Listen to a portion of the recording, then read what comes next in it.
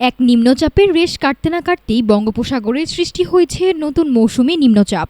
এটি বর্তমানে দেশের দক্ষিণ পশ্চিম ও পশ্চিমবঙ্গ উপকূল এলাকায় অবস্থান করছে।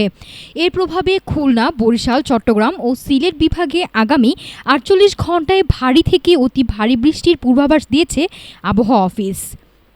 চট্টগ্রাম বিভাগের পাহাড়ি এলাকায় রয়েছে ভূমিধসের আশঙ্কা।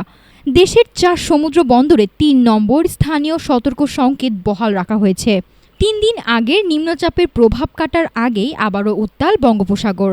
উত্তর পশ্চিম বঙ্গোপসাগরে থাকা সুস্পষ্ট লঘুচাপটি ঘনীভূত হয়ে রূপ নিয়েছে মৌসুমি নিম্নচাপে। বর্তমানে এটি দেশের দক্ষিণ পশ্চিম ও পশ্চিমবঙ্গ উপকূলীয় এলাকায় অবস্থান করছে। নিম্নচাপের কারণে উত্তর বঙ্গোপসাগর ও সংলগ্ন উপকূলীয় এলাকায় ঝড়ো হাওয়া বয়ে যাওয়ার আশঙ্কা রয়েছে। চট্টগ্রাম, কক্সবাজার, মোংলা ও পায়রা সমুদ্র বন্দরকে ৩ নম্বর স্থানীয় সতর্ক সংকেত দেখিয়ে যেতে বলা হয়েছে। পাশাপাশি মাছ ধরার নৌকা ও ট্রলারগুলোকে পরবর্তী নির্দেশ না দেওয়া পর্যন্ত উপকূলের কাছাকাছি থেকে সাবধানে চলাচল করার নির্দেশ দিয়েছে আবহাওয়া অধিদপ্তর।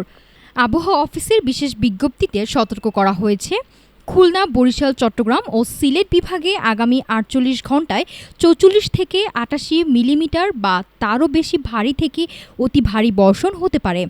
ভারী বৃষ্টির কারণে নিচু এলাকায় অস্থায়ী জলাবদ্ধতা এবং চট্টগ্রাম বিভাগের পাহাড়ি এলাকায় ভূমিধসের ঝুঁকি রয়েছে।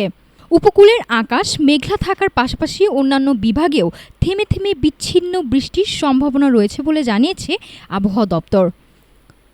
নাফিস সামিয়া, ঢাকা টুডে।